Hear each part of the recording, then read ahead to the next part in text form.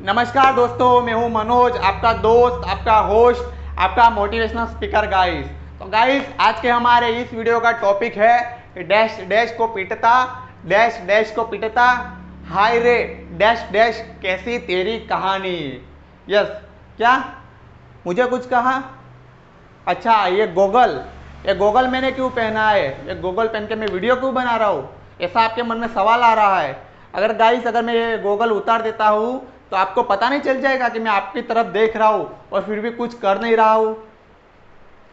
ये गोगल से एक मेरे आगे एक लेयर आ जाती है, एक सेफ्टी आ जाती है कि मैं इस तरफ मुंह रख के इस तरफ देख रहा हूँ, आंखें अपनी इस तरफ है, तो जो चल रहा है वो मैं देख पा रहा हूँ, लेकिन आपको पता नहीं चल रहा है कि मैं देख किस तरफ रहा हूँ, क्योंकि एक मेरे लिए सेफ्टी है, एक लेयर है। अगर मैं इसे निकाल देता हूँ तो मैं मेरी आंखें जिस तरफ घुमाऊंगा वो आपको दिख नहीं जाएगा कि मैं किस तरफ देख रहा हूँ। इस तरह का गोगल ही गाइस जो है हमारे समाज ने पहन के रखा है। यस, मैं गोगल निकाल देता हूँ, यहाँ पे रख देता हूँ। यहाँ पे मैंने डैश डैश क्यों लगाया, आपने थोड़ा गौर किया होगा।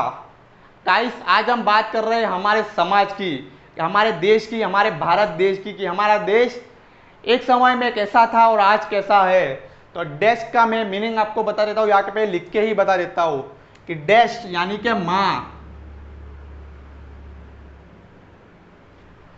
माँ को पिटता, यहां पे आएगा बाप, बाप को पिटता, हाय रे, मुझे लगता है शायद आपको कहने की जरूरत नहीं है, हाय रे औलाद कैसी तेरी कहानी। माँ को पिटता, बाप को पिटता, हाय रे औलाद तेरी कैसी कहानी। और हमारा समाज इसे होते हुए देखता है, पर सिर्फ देखता है, करता कुछ नहीं है। अपने आंखों के आगे इस तरह का गोगल पहन लेते हैं और दिखाते हैं कि भाई मैंने तो कुछ देखा ही नहीं है, मतलब देखकर भी अंधे बनते हैं। गाइस, बड़े दुख के साथ कहना पड़ता है कि ये वही भारत देश है, ये हमारा वही समाज है कि जहाँ किसी समय श्रावण जैसे पुत्र का भी जन्म हुआ था, कि जो अपने अंधे माता पिता को कावड़ में बिठा के पैदल तीर्थ यात्रा पे लेके गया था, और आज कोई बेटा अपनी माँ को पिटता है।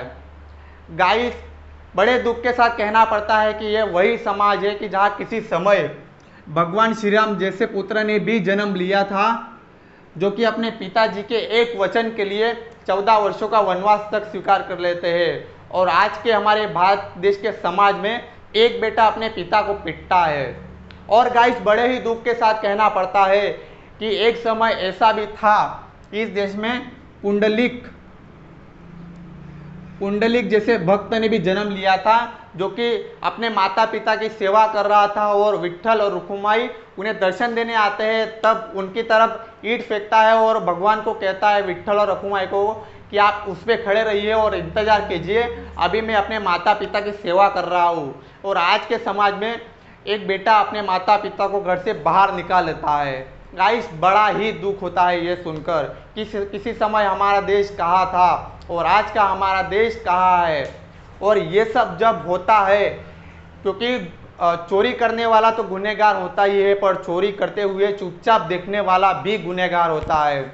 मैं सिर्फ उस बेटे को दोष नहीं देना चाहूँगा, लेकिन उनके साथ साथ जो समाज कोई अलग चीज़ नहीं है गाइस, मैं भी उसी समाज का हिस्सा हूँ। अगर मैं भी ये सब होते हुए सिर्फ देखता हूँ पर कुछ एक्शन नहीं लेता हूँ, कुछ करता नहीं हूँ, तो जितना वो लड़का गुनहगार है उतना ही मैं भी गुनहगार हूँ गाइस।